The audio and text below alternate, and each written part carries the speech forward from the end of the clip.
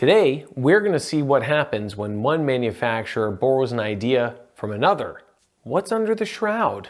Surprise, it's a guitar.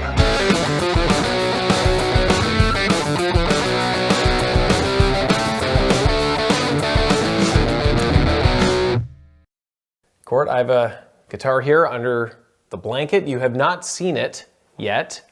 No, and before you reveal it, I do want to say that this is a fun project that we have going because Mike has been collecting guitars and he's been picking some up this year and not been able to share them. Normally we get a guitar, we share it, we check it out, or we I've do been other hiding things. them. Yeah, so these have been hiding for a while and they're slowly being able to be revealed to me. I'm excited to see what we have today. I'm going to guess by looking at this that it is a Gretsch. You think it's a Gretsch? Label. Really? Yeah. All right, well, let's reveal it. Let's see what we got here. All right. Surprise. What? That's Gibson. It's a guitar. Size wrong. It's a Gibson guitar. I thought it was, oh my God. It's an SG. It's an interesting SG.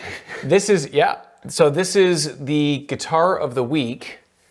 In 2007, Gibson had a promotion called Guitar of the Week. Jeez. And they produced a different guitar every week. Sounds pretty ambitious. And I think there's probably a reason why they did it once. And stopped. Because I imagine it's pretty crazy to do that. This is week 10 of Guitar of the Week. Obviously, this is an SG. It's a satin finish, like most or all SGs. It's all mahogany, solid mahogany body, mahogany neck, rosewood fretboard, and of course, the interesting feature here is that we have 3-blade single coil pickups. Yeah, that's highly unique. Very interesting. Another cool thing. What? Yeah, so this has a chicken head knob. Just for fun? No, it's I see. Okay, let's count. 1, 2, 3, 4, 5, 6. 1, 2, 3, 4, 5, 6. Yeah. I mean, otherwise it's an SG. It feels like an SG. Pick it up. It's light. Yep. In an expected way. What year are we talking? What year did you say this was? 2007. Guitar of the Week, number 10. Hey, just a quick reminder to please like, subscribe, and to share this video, and to ring the bell to be notified when we release new episodes weekly. Please consider being a patron. We'd really appreciate it. Also, don't forget to comment and let me know what guitars you might like to see me surprise Court with on future episodes. Now, back to the show. It's funny because we said something before when we were doing this about, one quirky thing might be that it has a 6-ply pickguard. And they did go with 5-ply. It's a thick pickguard. It's a thick guard. And they have these, what do they even call those? Those are Kluson style. Kluson style is the plastic? Yeah, well, there's a company, Kluson, that made these tuners originally. Yeah. So obviously these ones say Gibson Deluxe on the back. My main tidbit about these, because I have an Epiphone with these kind, and for some reason at one point after a gig, a couple days later, I opened up the case and all the plastic was just shattered. Yeah, well, that's Epiphone. There's like a bunch of teeth just sitting in there, and I'm like, yeah, no, that is. But I'm just saying, Was it outside the winter or something? Exactly. Like, but like for all of them? Did someone go in there? Someone I know? Just like snap them all off? Destroy these things? Just drop it on space? You know, I saw the shape when you had it under the thing, and I was like, is that another SG? I thought you were going to call it an SG like immediately.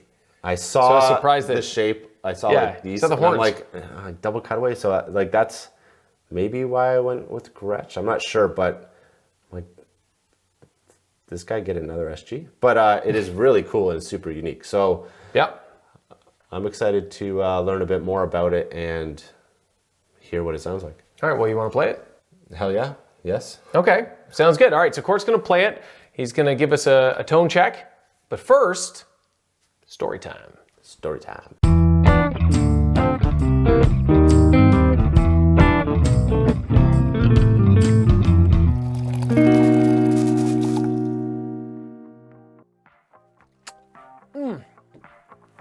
Hello there. Welcome to Storytime. In 2007, Gibson launched an ambitious program whereby they would release a new guitar every week for a year. They would be available in limited quantities of generally 400 or less per model. The idea was that each model would have some sort of a quirk to it, so they would use a different wood or a different hardware configuration or different pickups, like in this case. Our guitar is Guitar of the Week number 10, a triple blade SG standard. Now, in fact, there were 3 triple blade SGs released in the Guitar of the Week lineup. However, ours, Guitar of the Week number 10, is the only SG standard. Gibson officially announced guitars for 48 weeks. However, only 47 weeks were released because week 45 was pulled and then released on its own as a Joan Jett signature melody maker. How they could not have seen this coming, I don't know, but it does make for a fun story. Now, the popularity of this program was apparently hit and miss, with reports of some dealers having to apply deep discounts to certain models well into the next year. As one can imagine and appreciate, releasing a new guitar every week is a little overwhelming even for the wealthiest of collectors. And with that in mind, in 2008, Gibson changed it up to the Guitar of the Month program.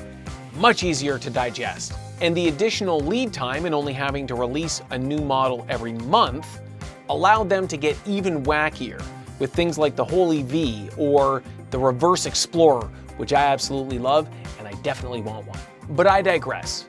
In the reveal, I question what happens when one manufacturer borrows from another.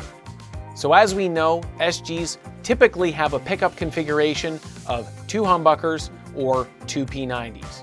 But of course here we have 3 single coil pickups, evocative of a Fender Stratocaster. So the real question here is that while it may borrow the pickup configuration of a Stratocaster, does it sound like a Stratocaster? And of course, there's only one way to find out.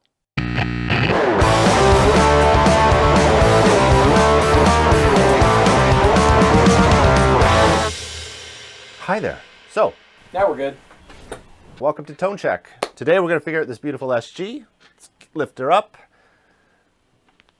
Bear with me, we got a little GoPro on the end.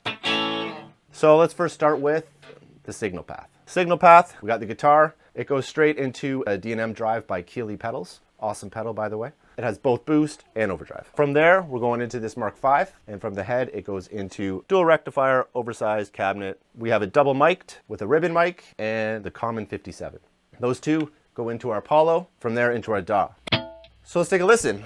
All right, it's plugged in, it's been tuned up, hopefully. So the first thing we notice about this guitar is the pickup situation. Normally an SG has 2, this has 3, yada yada. They're these blade pickups, and I have no idea what they're gonna sound like.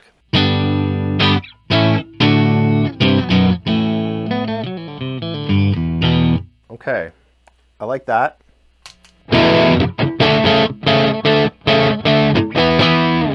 I like that.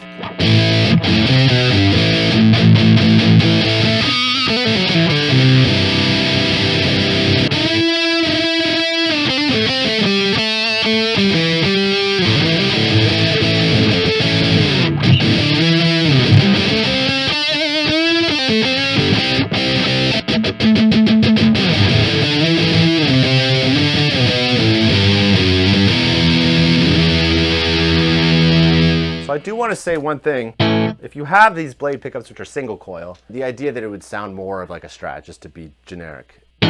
Clean, I always think of ninth chords or whatever, funky chords. Let's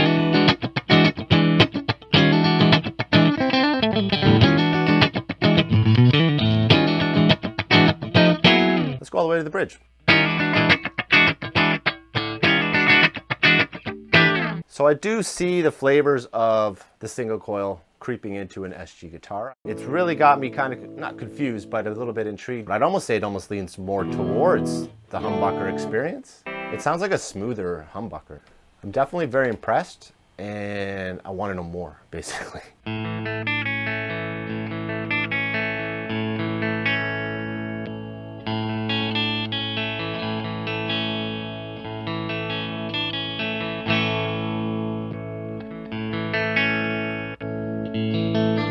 What I get here is that there's almost like no bad combo. So it's probably really well wired, well set up, well planned, and just well done, really. I mean, that's even all.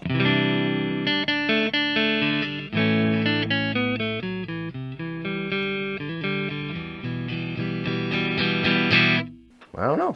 I can't get a bad guitar out of this. Hey, quick reminder to please like, subscribe, and to share this video. And now, back to Tone Check. Awesome guitar. Everything you think an SG is going to be, and more. Although the new strings are probably fucking me up. Thanks, Mike. Thanks for watching. Till I see you next time.